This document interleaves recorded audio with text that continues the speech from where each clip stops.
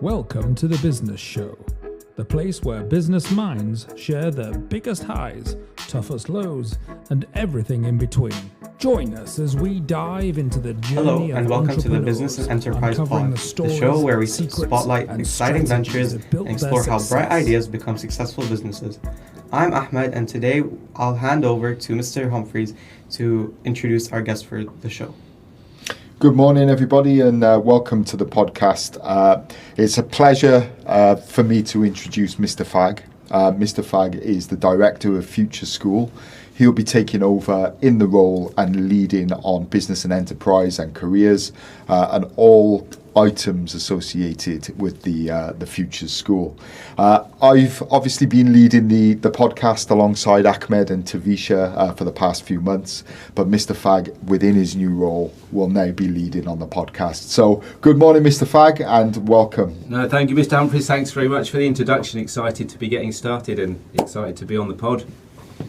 Okay, so let's start off. Mr. Fag, could you start by introducing yourself and telling us a bit about your background? Yes, certainly. Yeah, I mean, I've just started on Monday as director of Future School. Really looking forward to making a difference in the Future School from year 10 to year 13.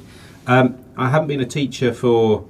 I've been a teacher for the last 6 years, but before that I had a 30-year career in business. So I actually started as a graduate trainee in the UK company called Woolworths. That no longer exists, but familiar to a lot of British people, and then had a long career in business. Always been in retail, worked for really well-known companies in the UK like Next and Marks and Spencers and Debenhams, and finished in the UK working for Primark, who've obviously just opened in the Middle East in Kuwait and are about to open in 2 months' time in Dubai Mall.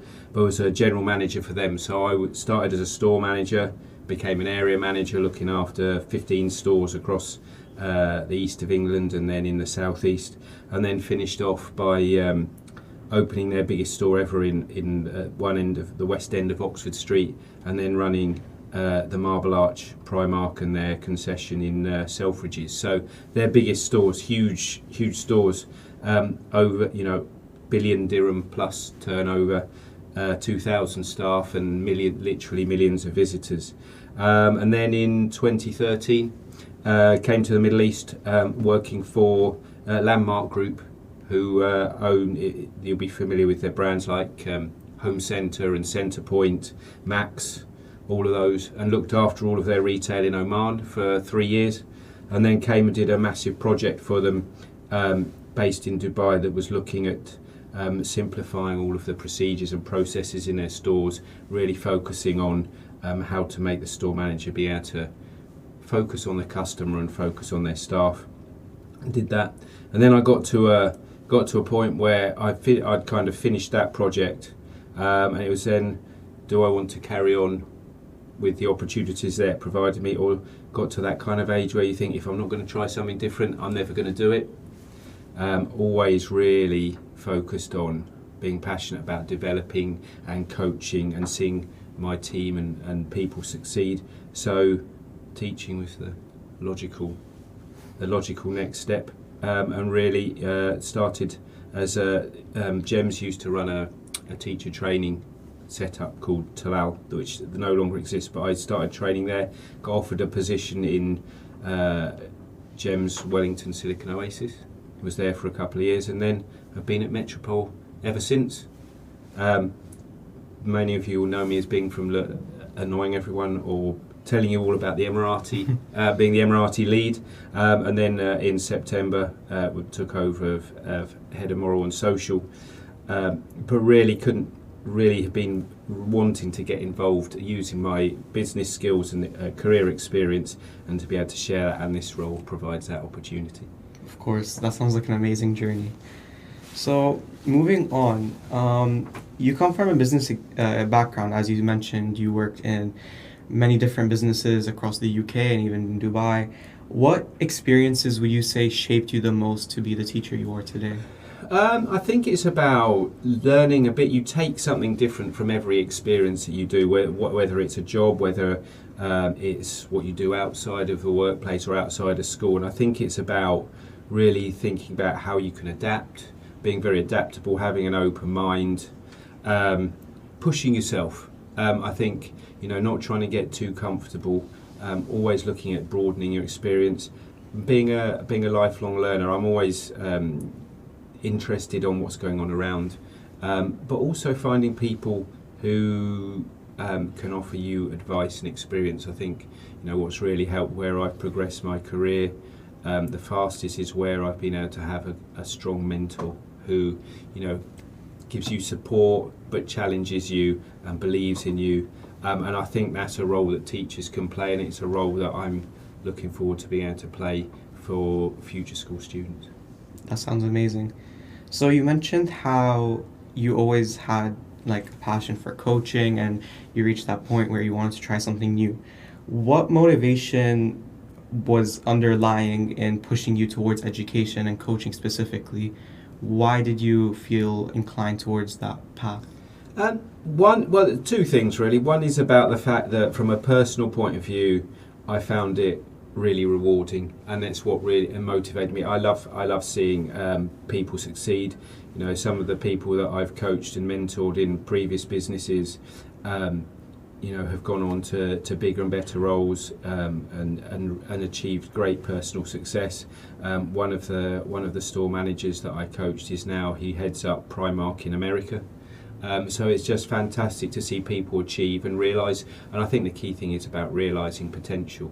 And also, but then being able to give something back. It's not just about what I achieve, it's about being able to help people realise their potential and just get the opportunities to develop themselves and be the best that they can. So that was a kind of the underlying drive, and education is the best way to do that. You are, as teachers and as within the academic environment, you have the opportunity to shape the future, because it is the students who are the future of their own destiny, but of the, whether it's of the UAE or going back to your home country. Yeah, definitely. Always having that experience where you were once like the student, as you mentioned, you had all those mentor advice, and then becoming the mentor, it definitely does feel rewarding. And I feel I still am a student. It's lifelong learner. I learn from my students. I learn from all of the people around me. It's great. You just absorb and filter and go on and learn. Yeah, of course. So you mentioned that you're excited for your new position to bring forward all your skill sets and help the students. For the students that are kind of unaware of your position as director of Future School, what will your role entail? How will it affect the students? So I think it'll kind of reach students in so many different ways. Some that they'll already be familiar with. So it's building on and supporting the amazing work that Mr. Nabia has done around all for like year 12s and 13s, around careers, around university, around all of that support. But also, we're the only GEM school that has a full, and that's down to Mr. Nabia and also the great work that Mr. Humphreys and Mr. Waldron have done supporting that. We're the only GEM school that have a whole year group that does work experience, and we need to build on that and build extra links with business. We want to make sure that students are able to get to have the skills and the opportunities to go to universities they want. So there's those elements that they'd be familiar with. It's also about giving students the opportunity with Think Business if they want to run their own businesses, and then building the links through One Hub with external businesses, but also with industry experts and bringing those into the school. But it's also then about getting some, I suppose, kind of about getting students world ready. So it's about giving them the opportunity to understand about how business impacts them, what enterprise is, just about financial literacy, all of those elements, and providing them with the opportunities. So it's the things that if there's three levels, so there's universal things like that, the future hour that all students can experience. It's then your targeted offering, so it may be having specific industry speakers come in certain subjects, for example, or going and visiting businesses, or it may be what we call UDL class as bespoke. So it might be providing mentorship for Think Business students. It might be EPQ.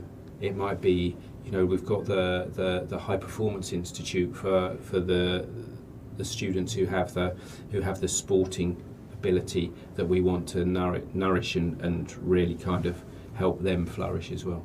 Yeah, definitely. And from a student point of view, it sounds amazing to hear these things that I've experienced grow for further students. It's really providing everyone with an opportunity, because starting your own business or finding out about enterprise isn't necessarily for everyone, but it's giving the students the opportunity to try things, realise their potential, and it's a safe environment at the end of the day being in school, and building those skills that will help you in life. Yeah, school's the time to try everything. So you mentioned how you want to grow all those aspects in the future school. Where do you see the vision for the future school a couple years down the line? So it's kind of really making sure that this is all part of it fits seamlessly into the curriculum. We've within Future School, it is your exam years, it is your GCSEs, it is your A levels, it is BTEC. So it's about how you can make that even more real world relevant, but not impacting on the curriculum. So it's about communication. It's about collaboration with the heads of department so that can fit seamlessly within it. It's about using the time within the curriculum for using the future hours so that students have that opportunity, whether it's about EPQ, whether it's about interventions, whether it's about enterprise. But it's then also, being able to celebrate the success, bring building links within the business community, and just giving students the opportunity to really kind of be informed in the choices they make, because they've been able to talk to people who do those roles, or they've been able to talk about what that subject involves when they go to university. Yeah, of course. So overall, with this new position, what excites you the most? It's about just making a difference. It's about students, being able to give students the opportunities to try things, to realise their potential, to get to where they aspire to be, and seeing them grow as individuals and being able to succeed. Yeah, it's definitely a fulfilling feeling seeing all your work pay off in some way. Yeah, absolutely. So moving on to the curriculum side of your role, how can traditional subjects like science, math, or humanities naturally include entrepreneurial thinking? So I think it's about looking at and working with the heads of department about where can kind of either enterprise or the kind of business experts and industry experts that kind of fit within that field, that they can actually seamlessly fit into the curriculum, so that you can build on what you're already learning at the right time within the course. Some obviously lend itself far easier, so whether that's around IT, whether it's around travel and tourism, obviously all of the business and economics fits very, very easily into that. And within say year 10, you've got nearly 80% of the students are either doing business, BTEC business, or economics. So it's something that can impact nearly can impact the whole year group. Yeah, definitely. A lot of these subjects have a lot of implications in business as well. Yeah. So that's it for today's episode of the Business and Enterprise Pod. Thank you so much for joining us on today's episode. Tuning in to the Don't forget to subscribe and share with anyone interested in innovation, leadership, or the future of learning. Join us next time for another inspiring conversation. Until then, stay creative, stay ambitious, catch us next and keep time building. where another entrepreneur reveals the highs and lows of their business journey.